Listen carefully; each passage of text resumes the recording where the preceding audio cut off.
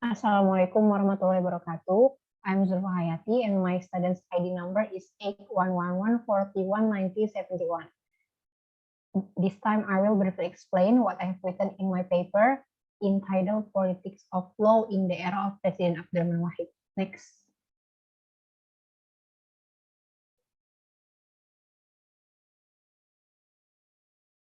So, a state is an organized group that has goal, has a division of tasks, and a combination of powers. From the definition, it can be understood that in the establishment of a country, there is always a certain goal that the country is pursuing or trying to achieve. Various methods can be used to achieve state goals, and one of which is by using the law, or it can be called the politics of law. Politics of law is a line of policy regarding law that will be enforced either by making new laws or by replacing old laws in order to achieve state goals. One of the scope of the study of politics of law is the political, economic, social, and cultural background behind the formulation of legal product. And from that scope, Professor Dr. Mahfud MD wrote his dissertation based on the assumption that law is a political product. In his dissertation, Mahfud MD explained how the political configuration affects the character of legal product in the era of liberal democracy, guided democracy, and the new order. And furthermore, this paper will explain the politics of law in the sense of how politics influence the law by looking at the configuration of power behind the making and the enforcing of the law.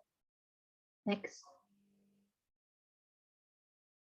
And then I compiled these two questions as a formulation of the problem. First, what was the political configuration in the reform era, especially during the time of President Abdurrahman Wahid? And what are the characteristics of legal products that burn under the regime of President Abdurrahman Wahid? Next. In the discussion of political configuration, we can see some effort to end the ambiguity of the duties and authorities of TNI and Polri in this era. Among them are through the PPR concerning the separation of TNI and Polri, through Kepres, which state that police are directly under the president, and through the appointment of Minister of Defense from civilian, not from military. And in addition, the commander of TNI in this era came from Navy after previously Army was always placed in the highest position in military organization in Indonesia. And furthermore, to determine the type of political configuration in the era of President Abdurrahman Wahid, we can see it from the working of the three pillars of democracy. The first pillar is life of the party and role of the people representative body. The new order era was marked by Golkar as the single majority that controlled the government, whereas at this era, the multi-party system triggered the emergence of coalition in government between several political parties. Abdurrahman Wahid was elected as the fourth president of the Republic of Indonesia after defeating Megawati in October 1999 election. In fact, the winning party in the election at that time was PDIP that led by Megawati. However, a coalition consisting PAN, PPP, PBB, PK, and other party was formed in response to the current political developments, namely the rejection of Megawati and Habibie's candidacy for president. The coalition, known as Koalisi Poros Tengah, nominated Abdurrahman Wahid as president and succeeded in winning him due to support from Golkar, regional representative, group representative, and TNI and Polri. The cabinet that was formed was also the result of a political compromise between the leaders of political parties that supporting Abdurrahman Wahid. And in this era, DPR is very independent and actively controls the running of the executive. The large role of DPR has even made Indonesia, which constitutionally adheres to presidential system, seem to have defeated from being a parliamentary system. There is the disharmony between President Abdurrahman Wahid and a parliament that caused by many factors, including a cabinet reshuffle and the dissolution of Departemen Sosial and Departemen Penerangan.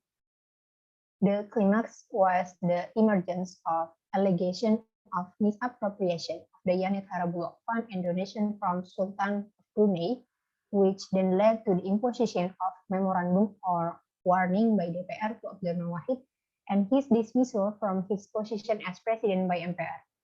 The dismissal was based on the ground that Abdurrahman Wahid had violated the President Oath and Law Number 28 of 1998 concerning the implementation of a state that clean and free from KKN. Next. And the second pillar is press freedom. Departemen Penerangan, which was used by President Soeharto as a tool to limit press freedom during the New Order, was dissolved during this era. With the dissolution of that department, the mass media are no longer limited by various permits. Based on the result of a survey by Freedom House and Media Watch and Consumer Center, it was noted that the repressive action against the press in 1999 were mostly carried out by satgas of political parties during their campaigns. Meanwhile, in 2000, most of the violence against journalists was carried out by people who support the president, so that the press life during President Abdurrahman Wahid era can be considered quite free. This is indicated by the absence of regulation or institution that restrict the press movement, and most of the repressive action that occurred were carried out by community and not by government. And the third pillar is government law. The imposition of two memorandums by DPR against the president and the dismiss of Abdurrahman Wahid from his position as president by MPR proves that the government role, especially the president in this era, is not dominant. In addition, the president is under pressure from parliament in implementing his prerogative to appoint minister. As we know that the National Unity Cabinet is the result of political compromise between the leaders of the political parties that supporting Abdurrahman Wahid. So that the change of minister or cabinet reshuffle that occurs several times can trigger conflicts between the president and parliament because of the mixing of the mission of state and the mission of political parties. Next. For the next discussion, the characteristic of legal product that analyze are election law, local government law, and agrarian law. The first is election law. The legal product regarding election law that was born in this era is Law Number 4 of 2000 concerning amendments to Law Number 3 of 1999 concerning general election. This amendment was born based on two considerations. The first is response to political development and demands, namely the need for a better quality of election. If previously KPU consisted of elements of the political parties that participating in the general election and the government, then Law Number 4 of 2000 require an independent and non-partisan KPU. And the second is an adjustment to the stipulation of MPR concerning GBHN, where through the promulgation of Law Number 4 of 2000, KPU's tenure for the 1999 general election is ended. Next. And the second is regional government law.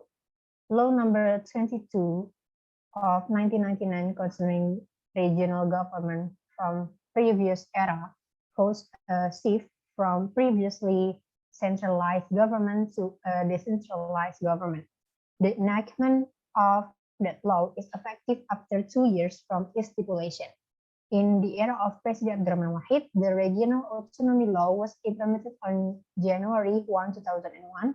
So the regional government law used in this era is the regional government law, which was promulgated in the era of President Habibie. And in addition, as a response to conflict that occurred in Aceh and Papua, a law on special autonomy was formulated. There are a number of laws and regulations that require the enactment of Aceh Special Autonomy Law. Among them are the Second Amendment to Article 18B, Paragraph 1 of the 1945 Constitution, which recognize and respect special units of regional government regulated by law.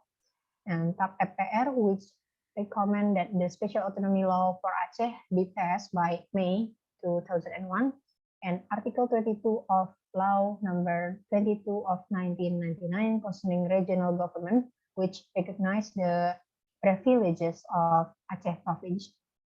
And with this special autonomy law, Aceh can carry out special autonomy in accordance with the characteristic and condition of that region, which relates to the implementation of Islamic law.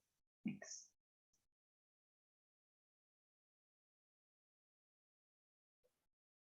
And the last is agrarian law. There was no new comprehensive agrarian law that promulgated in this era, but only a partial agrarian and land law as a follow-up regulation. One of them is Law Number 20 of 2000, which is an amendment to Law Number 21 of 1997 concerning biaya perolehan hak atas tanah dan bangunan. This law was promulgated in response to community demands, namely the emergence of a number of problems along with the development of business activities in the field of acquiring land and building rights. In addition, there is Law Number 32 of 2000 concerning layout design of integrated circuits. This law was enacted because Indonesia has ratified the agreement on trade-related aspects of intellectual property rights, and that international agreement requires provision regarding the layout design of integrated circuits. Next. Then I conclude that the political configuration in the era of President Abdurrahman Wahid can be classified as a democratic political configuration when viewed from the implementation of a multi-party system without a single dominant party, the active role of DPR in supervising the executive role, a free press life without being limited by restrictive regulation or supervisory institution, and the role of the government, especially the president, which does not dominate. As for the characteristic of election law, local government law, and agrarian law that promulgated in this era, all of them were responsive because they were response and answer to the political demands, community demands, and international demands that appeared at that time. Next. That's all from me. Thank you. And if there are any questions, please write it at the comment section. Wassalamualaikum warahmatullahi wabarakatuh.